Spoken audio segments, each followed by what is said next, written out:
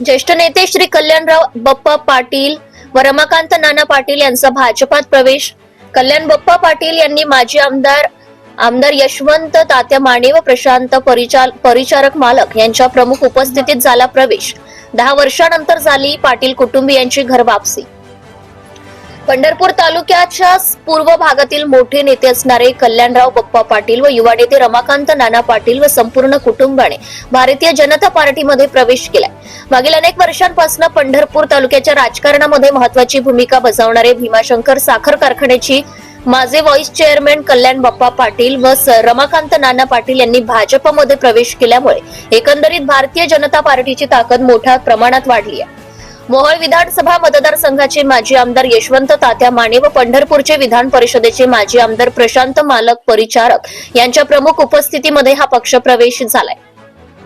2016 सालच्या भीमा सहकारी साखर कारखान्याच्या निवडणुकीमध्ये काही कारणास्तव संपूर्ण पाटील कुटुंबियांनी प्रशांत मालकांची साथ सोडली होती।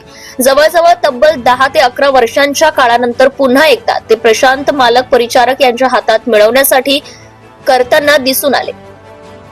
यावेळी माजी आमदार प्रशांत मालक परिचारक यांनीही त्यांचे स्वागत केले।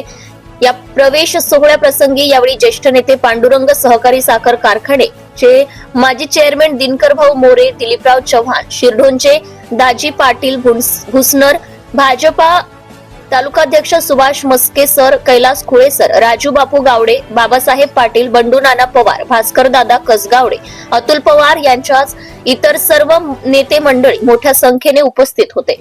तुम्ही या चॅनलवर नवीन असाल तर सबस्क्राइब करा, तसेच लाईक आणि शेअर नक्की करा।